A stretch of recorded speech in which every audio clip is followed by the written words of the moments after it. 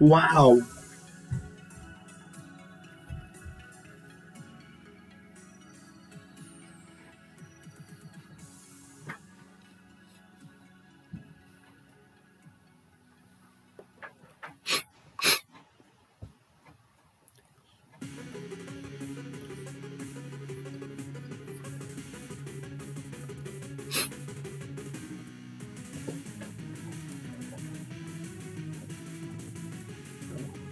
Wow.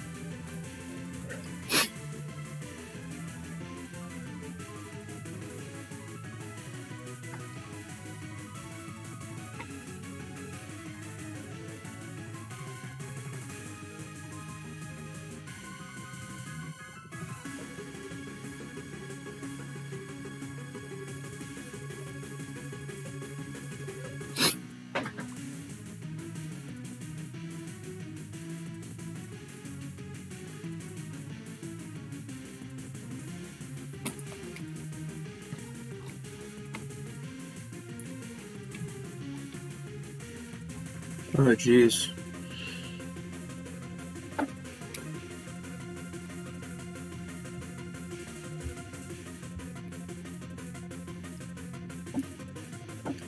Hey, where are we at right now?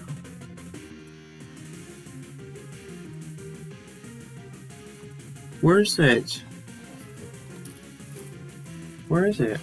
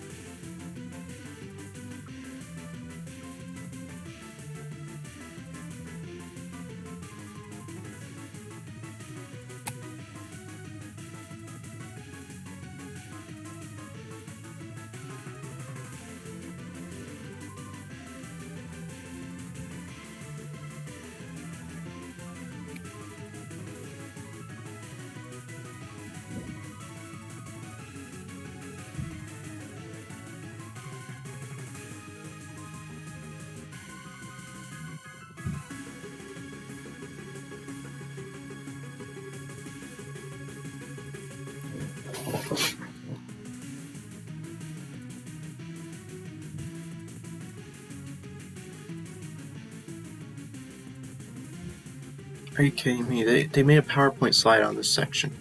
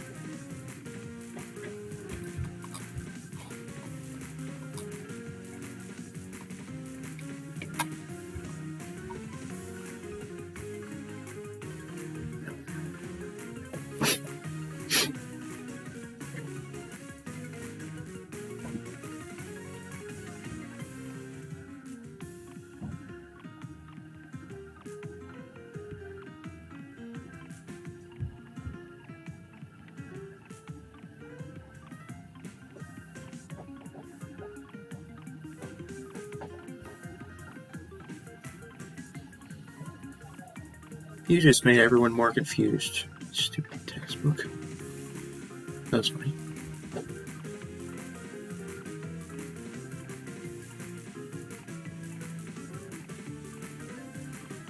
I feel like I'm spending the most time out in this class and getting the worst grade.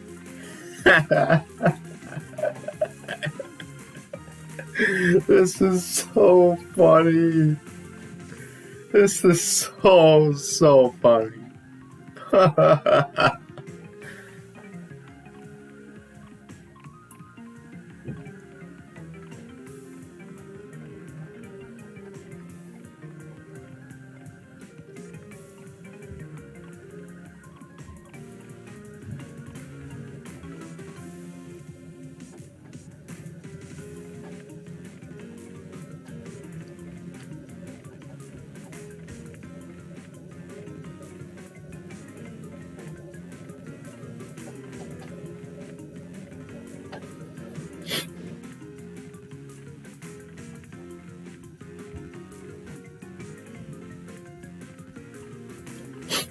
Nice news.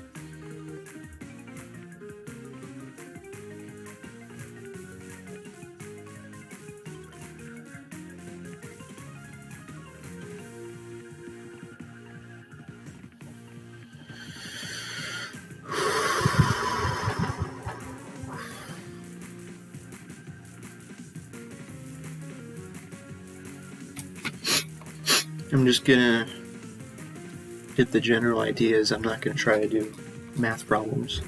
Let's just hope our quiz doesn't have any math problems that I won't be able to do. Oh boy, he said it's gonna be a handwritten quiz. That is a bad sign. He said it's gonna be easy, but it's gonna be a handwritten quiz, which implies it's not gonna be super easy. Like the multiple choice or true false questions. Oh boy, here we go. Here we go, I'm about to fail this quiz.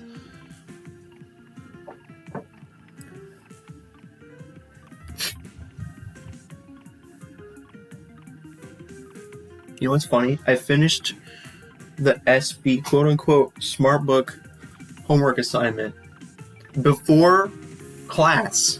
Before we started talking about the chapter in class. The professor said that assignment was meant to help you prepare for the class discussion. I did the assignment before the class discussion, but he made the assignment due a whole week ago. So I would have gotten a 0 on it because he assigned an assignment a week earlier than it should have been assigned based on where we are in the class right now. And my professor's like, yeah. He said, yeah, this is meant so that you can be prepared for class. Which, yes, I did do it before class. I did it before we talked about it in class. But he still took off 50% off the grade.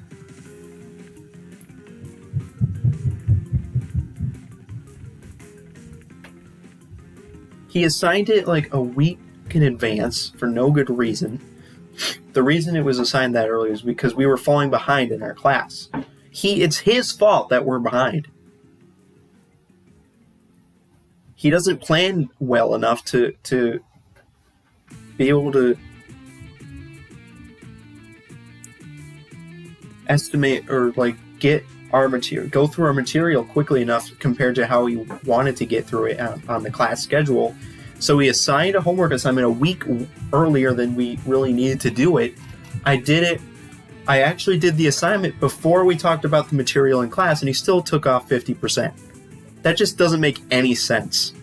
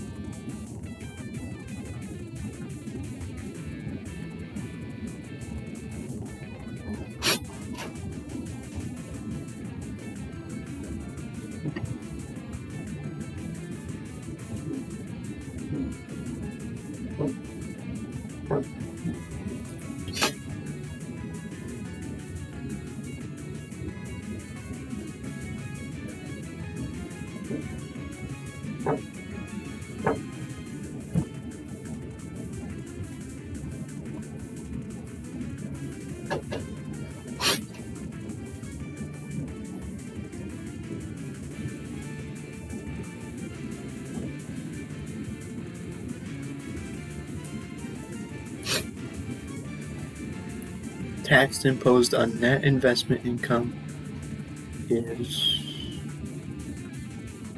3.8% of the lesser of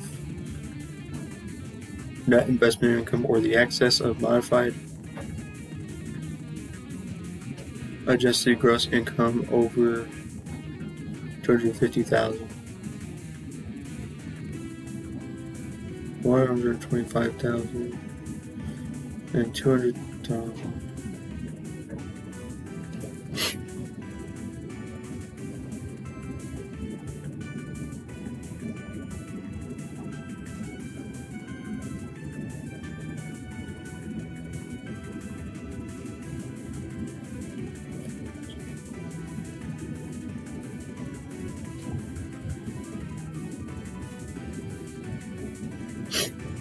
Its adjusted gross income increased by income excluded from under the foreign earned income exclusion, less any disallowed deductions associated with foreign. Oh, jeez.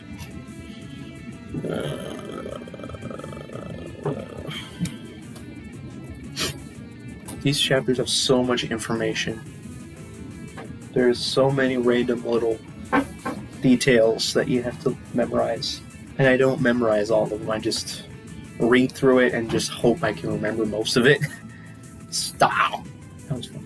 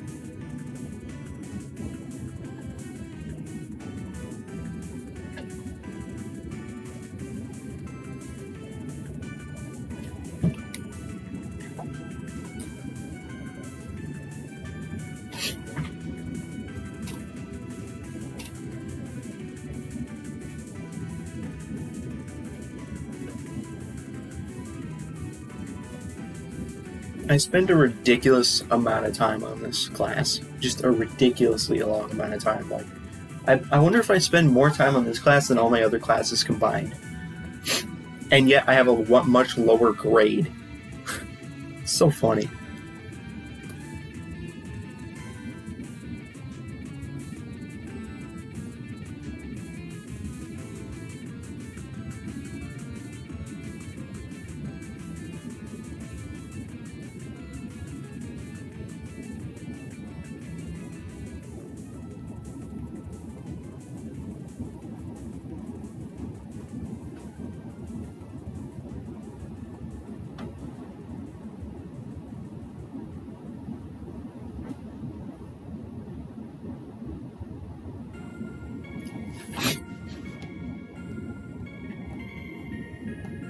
And of course he hasn't graded my test that we took a week ago.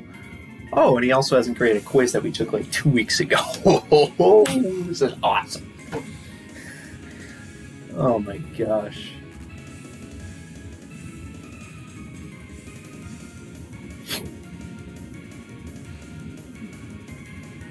And he says this is the easiest one of the easiest chapters in the textbook. Oh, that's funny. That's so funny.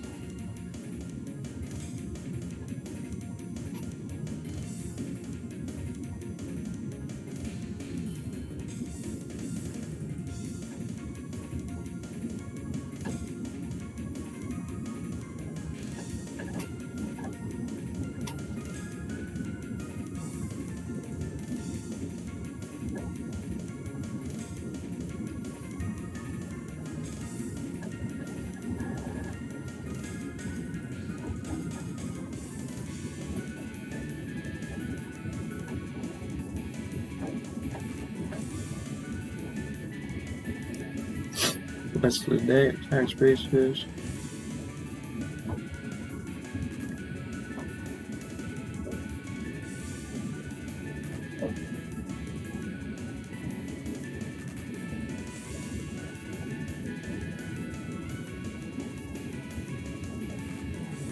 Hilarious. So we don't have to calculate the tax basis. They will give us the tax basis. Just know that the limit, the deductible losses, are limited to the tax basis. You cannot have more than the tax basis. That was one. Ooh, ah! Wait, maybe they talk about it in the book later. Yeah, whatever. Limit laws. Now you must clear the at-risk amount hurdle. On its journey toward deductibility. It is on an epic journey. Oh my gosh. You know, I wouldn't hate taxes so much if the textbook was like much easier to read, like, you know, more interesting. Like if it was written in a more interesting way, or if it wasn't so boring. Or, I mean, yes, there's a lot of complicated rules, but the reason I would be fine with all the complicated rules if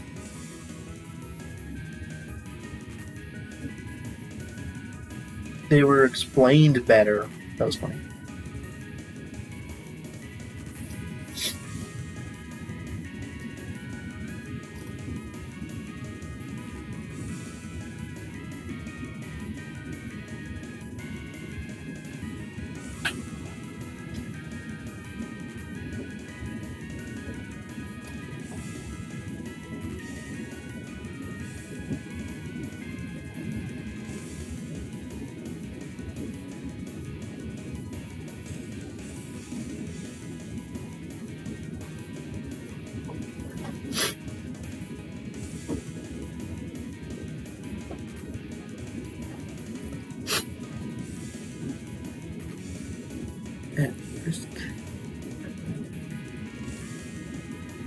I can feel it getting kind of warm in here. Like the heat is just blowing nonstop. So I guess that is the cue for me to close this thing. There we go. Much better. Yeah.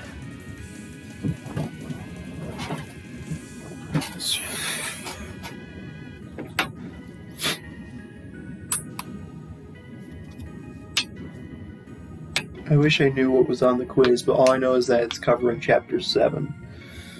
Epic. Just epic, dude. It's like, yep, we're gonna have a quiz over chapter 7.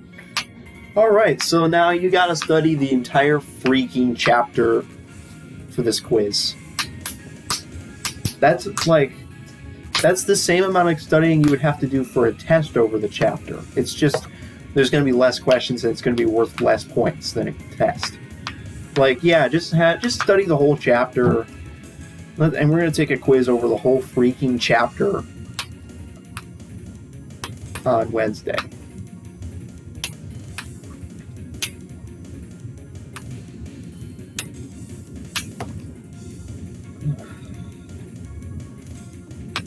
Last quiz we did in class, I think I ended up with, well, he gave me 4 points on the quiz. I'm not sure. I think I should have ended up with a 7 out of 10.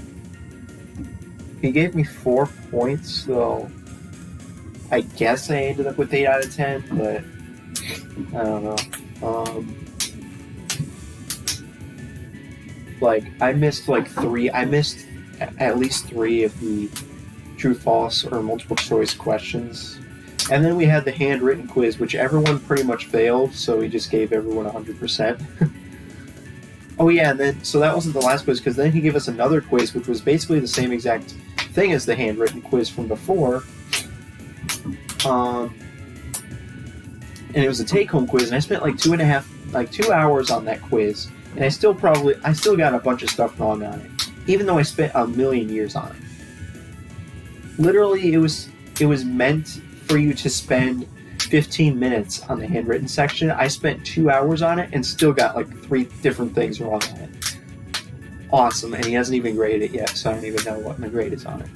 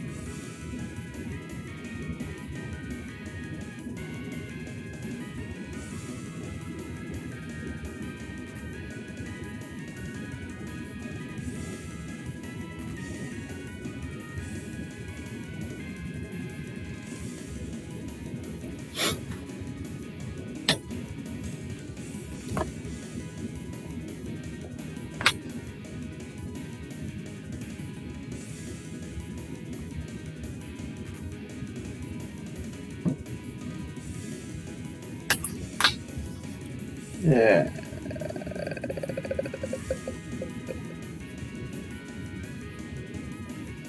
You know, I'm just going to memorize the fact that it has to pass 3 hurdles.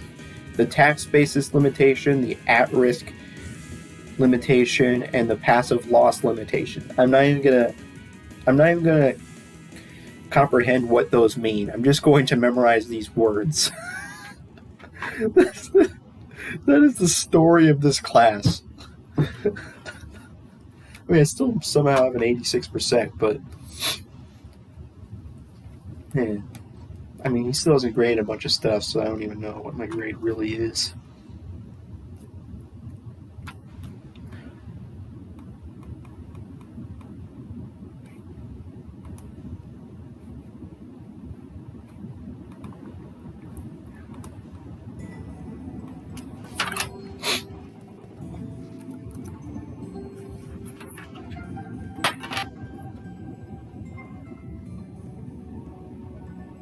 hilarious how my professor for my intermediate accounting class is like, we're gonna not have class today, so spend the extra time studying for our test on Friday.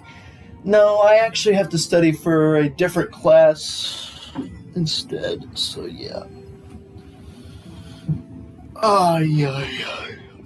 In fact, I'm technically only gonna lose 1 hour, less than an hour of time in the day, because I still have to drive to the campus for my other class.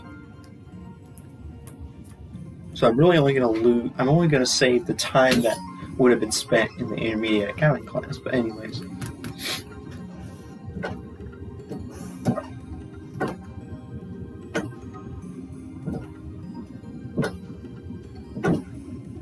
That's fine. Okay, everybody.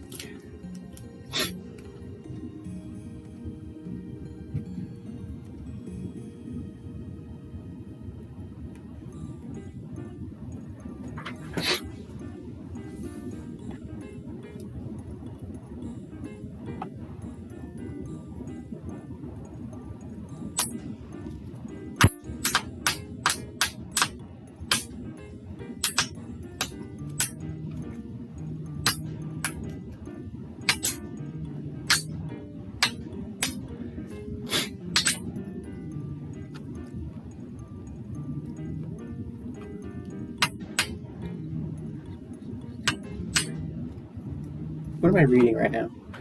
Ordinary losses may be deducted if they overcome the tax basis limitation. Like, it cannot exceed this. I'm pretty sure that just means like it cannot exceed the tax basis. Right?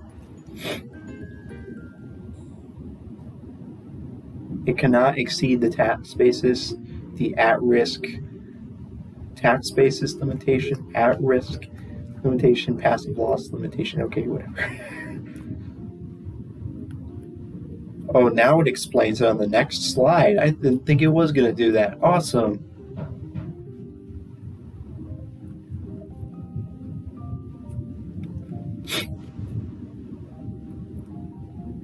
What the heck is going on? What is going on right now?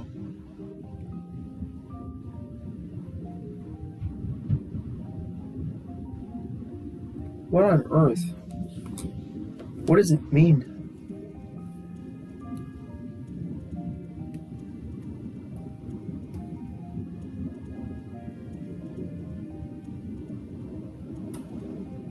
Cash invested, share of undistributed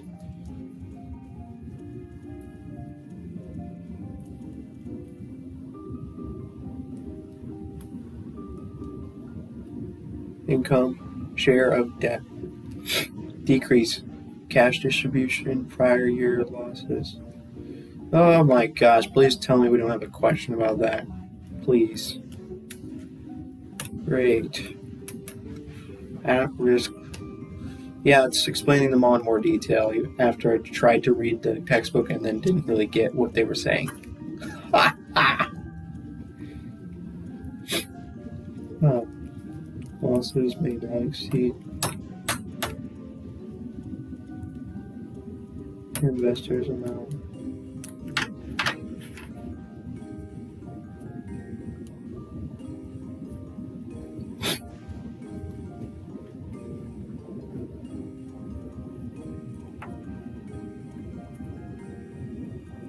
I mean, am I even helping myself at all right now by reading this? I'm barely even getting most of the stuff. Like, if I really tried to, I could understand it, but I would have to like sit there and stare at it for like 5 minutes. Oh, man. Like, who would have thought that this class would be like my hardest class of the semester? Federal income tax. Oh, it's my professor. Well, it's not exactly my professor. It's the material and the professor combining to make the hardest class of the semester.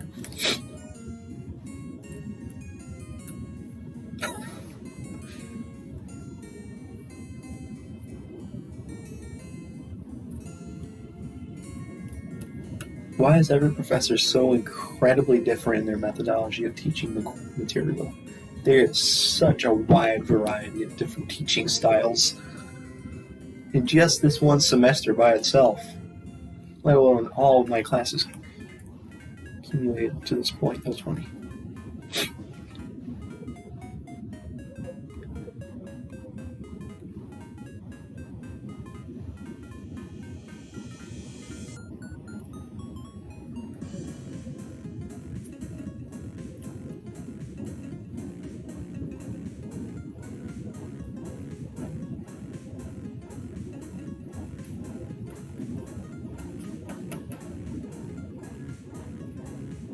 Oh, my brain, I think what happened is my brain stopped developing after a certain amount of time or something. So basically, once it stopped, my brain stopped developing, it stopped being able to, it stopped being able to, see, look, I can't even talk. Like, look how stupid I am right now. What I'm trying to say is that during elementary school, middle school, and even high school, to a very good extent, I found most of my classes extremely easy, and I barely had to study at all. Now I'm in college, and I'm like fighting for my grades in all my classes. Not really fighting at all, actually. I'm putting very little effort in. But, like, I constantly find myself in positions where I'm reading stuff and I'm not getting it. And I'm not really learning all the material I need to learn. I'm just sitting here reading this tax stuff. I'm just not really getting it right now. I have to, like, really concentrate and put a lot of effort in to understand this stuff. That is not how it used to be.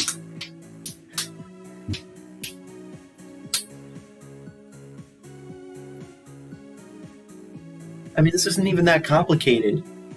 This is not even complicated. It's just, I don't know.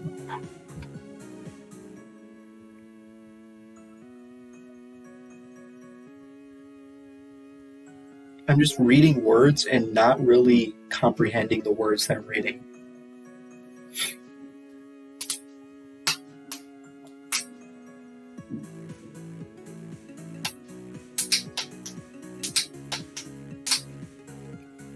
I'm not going to read the details about at-risk amount. I'm just going to, like I said earlier, I'm just going to memorize the fact that basically for passive income, the deductible amount is limited to the tax basis, the at-risk, and passive loss. I don't even know what they mean, but too bad.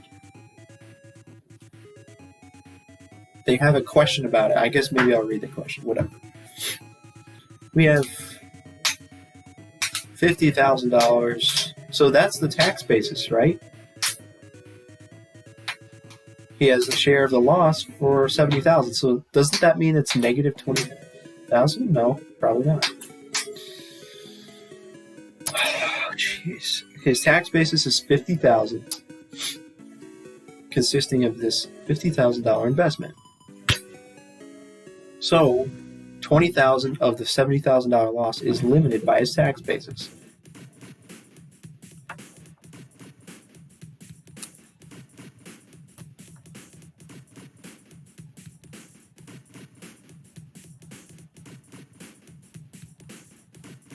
So basically, you would want to deduct $70,000 because that's your loss, but you can't because you can only deduct as much as your tax basis, which is $50,000.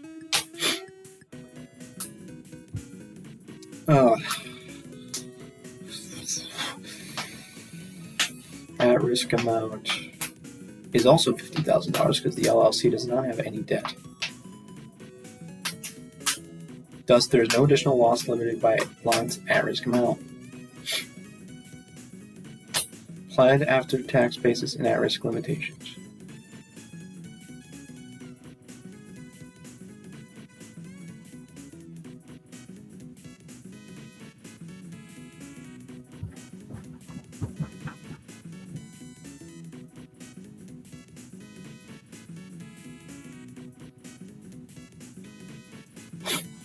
A passive activity, the taxpayer does not materially participate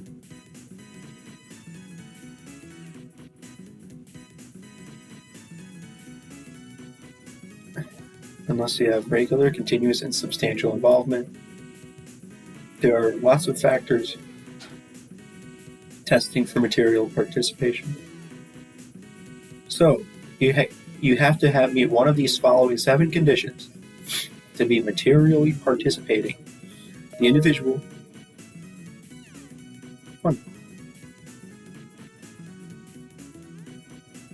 I don't even participate in this club.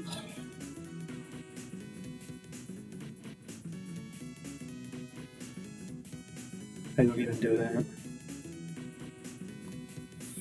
Too bad for me. I don't participate in anything at all whatsoever at school except for my classes. Too bad for me.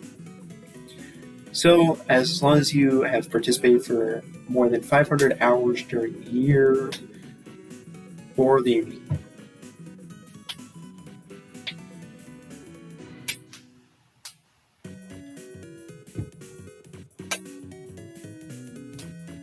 So there's an activity that goes on, and the entire activity is performed by one individual. More than 100 hours, and it is not less than any other individual's participation. Do I really have to memorize all these? Come on. Don't tell me I have to memorize all these different requirements. Or different possible... Whatever.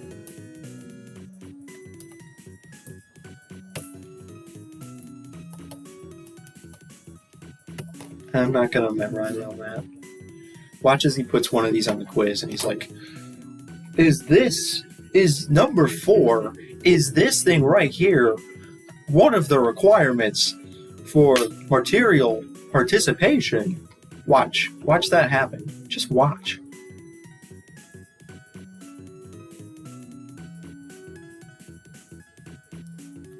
He owns a rental property that produced $5,000 of rental income during the year.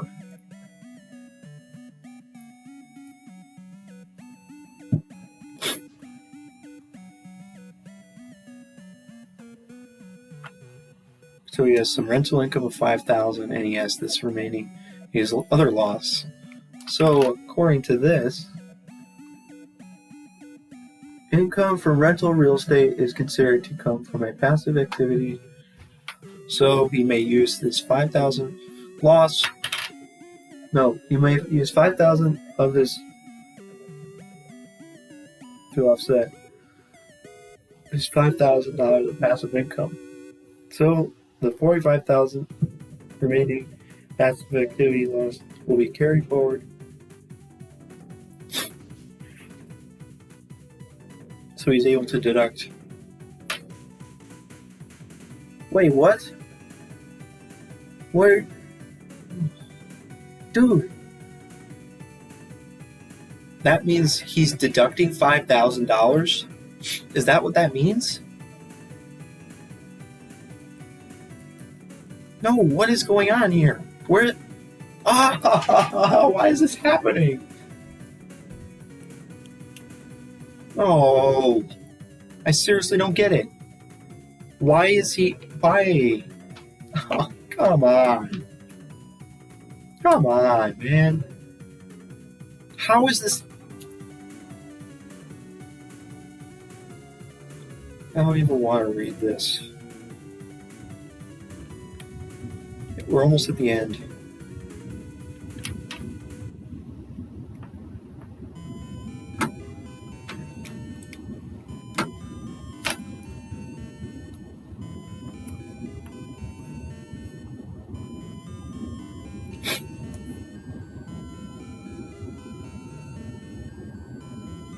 They seriously take they literally pay $16,000 a year because it's a loss.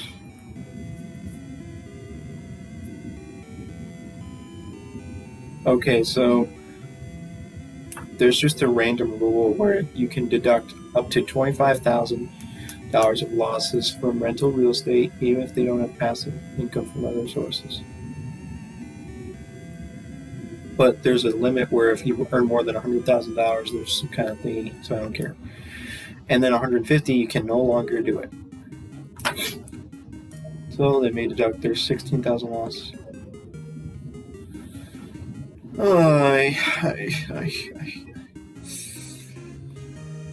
So for the rest of the time that I'm studying, I'm just gonna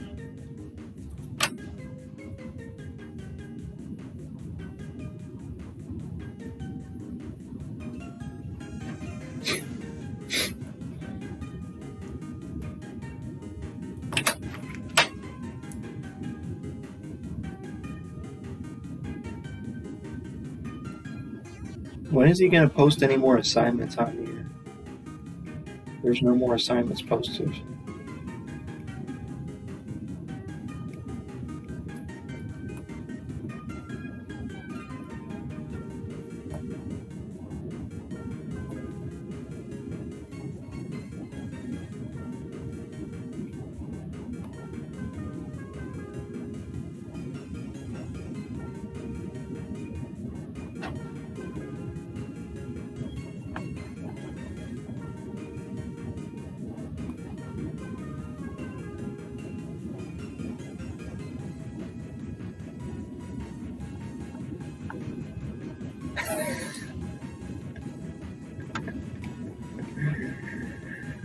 Oh, man.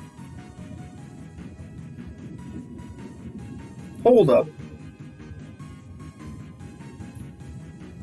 Did that decrease my grade just now? I thought my grade was 86%. Oh, crap. I just did decrease my grade. No. Oh, come on. No. You've got to be kidding me.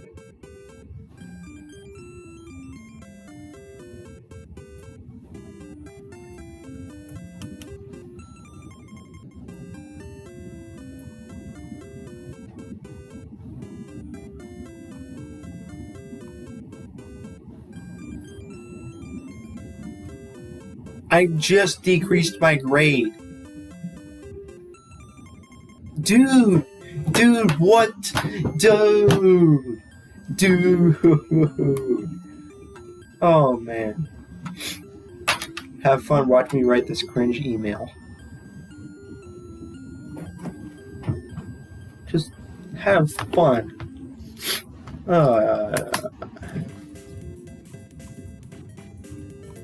I'm certain I think I reduced my grade because he originally had it was a 4 out of 0. Now it's a 0 out of 0.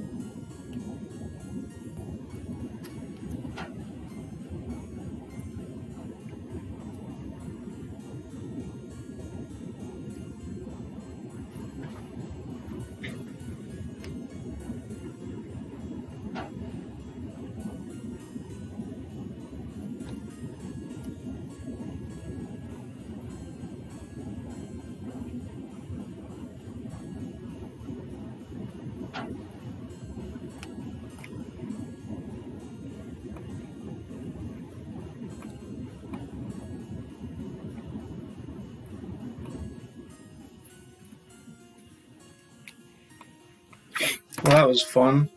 I just love how I reduced my grade by 4 points. Because I'm an idiot. I mean, how was I supposed to know that clicking on a random quiz, taking it, and getting 0 out of 0 would reduce the grade from 4 out of 0 to 0 out of 0? Like, seriously, dude. Why? Sad. I bet he's never going to fix it. I wouldn't be surprised. That's the type of professor I have here. I bet he's just never going to fix it. I mean, he probably would have never fixed it if I hadn't emailed him, so I had to email. Anyways. And he gave me a 2.5 out of 5 on this, which was kind of dumb.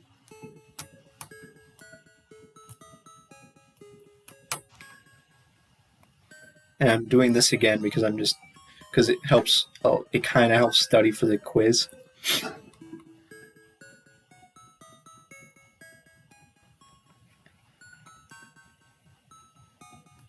I don't even feel like studying anymore, but I have to keep studying because I don't want to fail the quiz.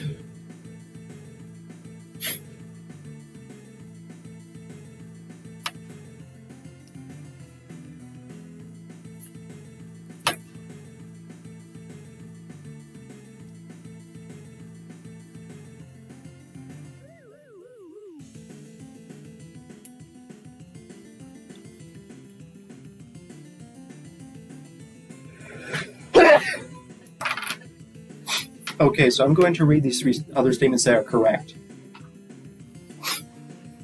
Losses from passive investments not subject to at-risk events will be deducted at ordinary rates.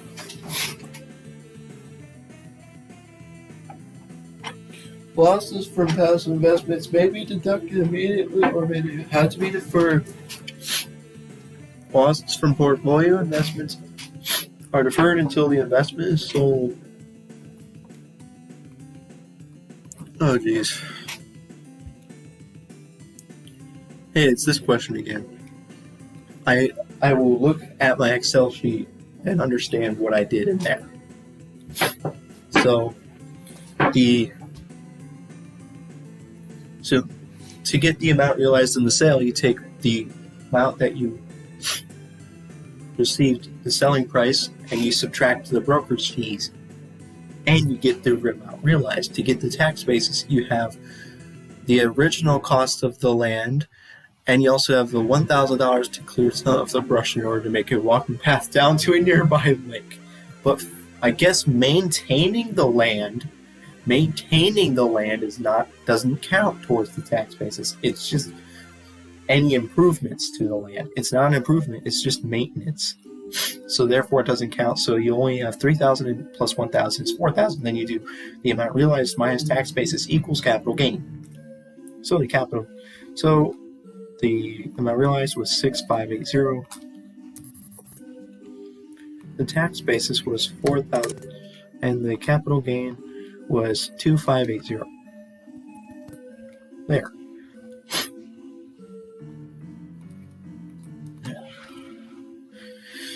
Please just don't let me fail this quiz. That was funny.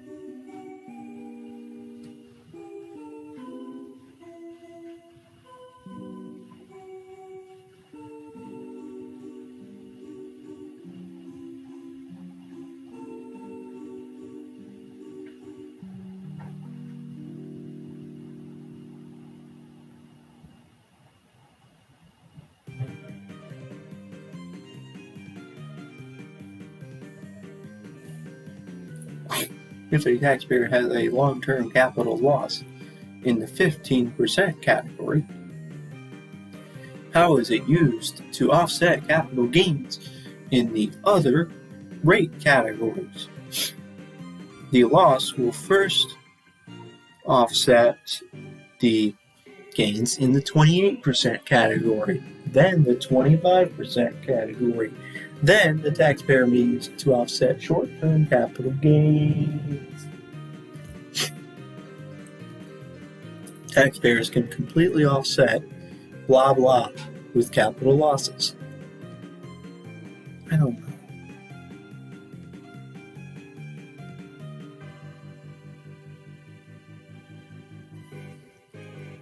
Capital gains. If an excess capital loss remains,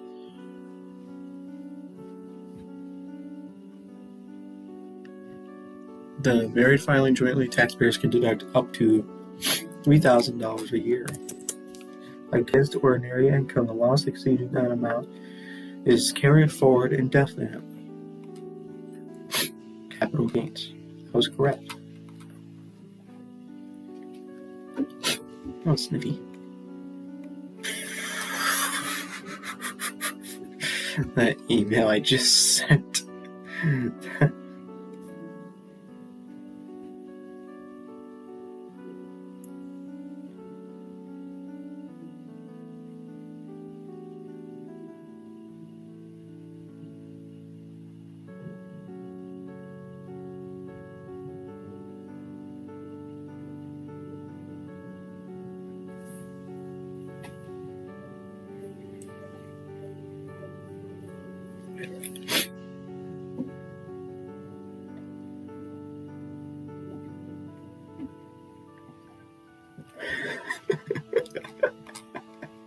And I just sent him an email like yesterday about the Chapter 7 assignment.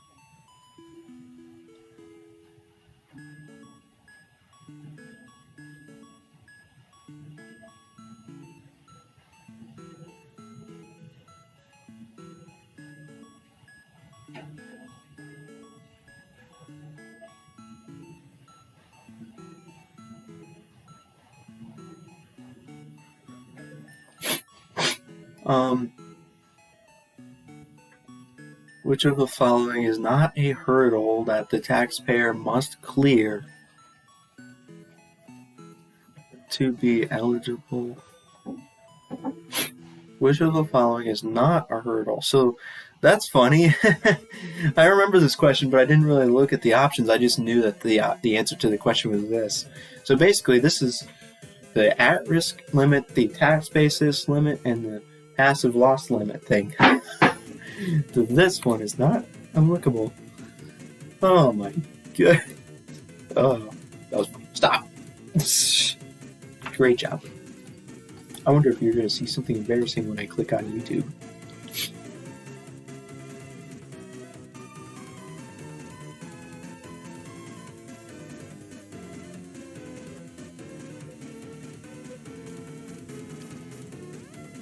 Oh, we went for 6 hours.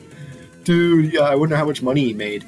Dude, it was only a $10 limit. That is way less than the other one. No wonder it lit longer.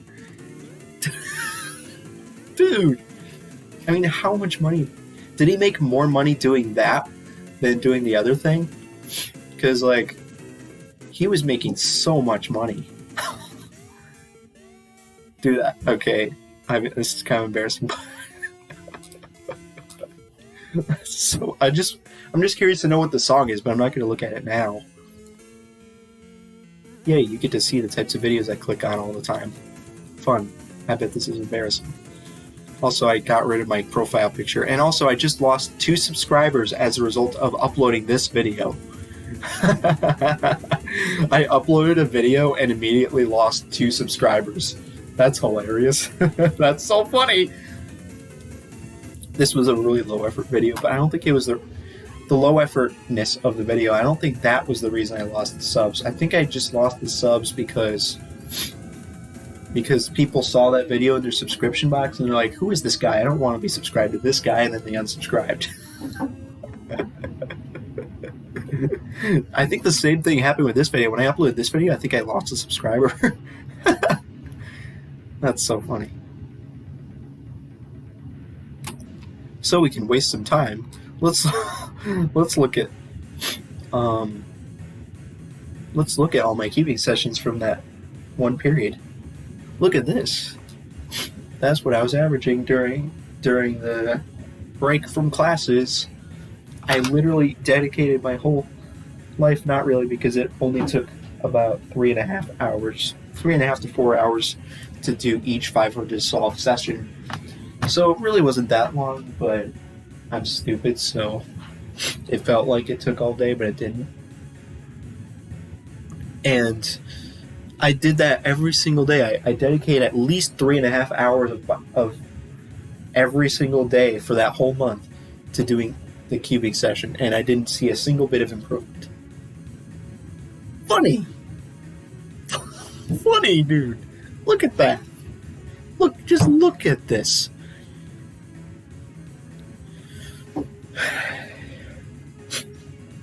I think this is the best single day 500 solve session that I've ever had is a 7.70. I didn't even get remotely close to that.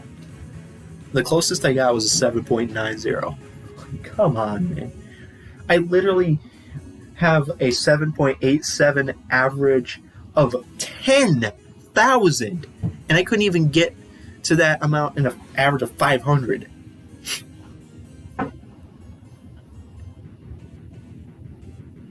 Did I improve?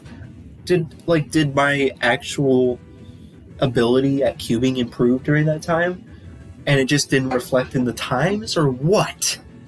What happened? Why did that happen?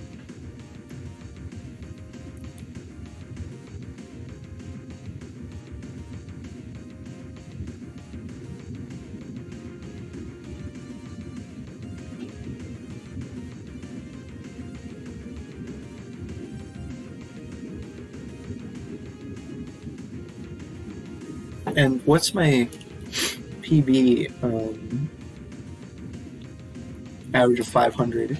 My overall PB average of 500 is 7.68.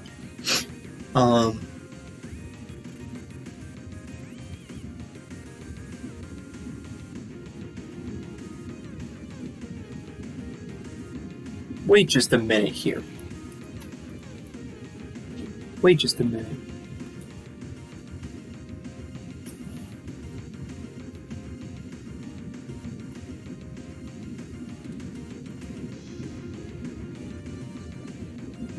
I did this during the summer semester. Oh, here we go. I did put it here. I said that my PB average of 500 is 7.68.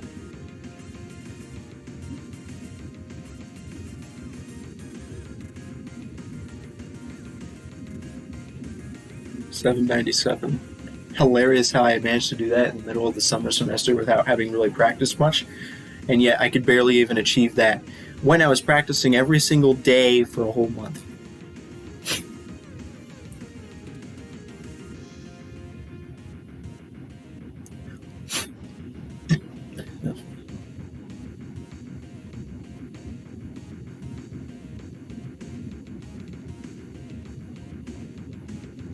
Which of the characteristics below best describes the treatment of investment interest expense? Okay, so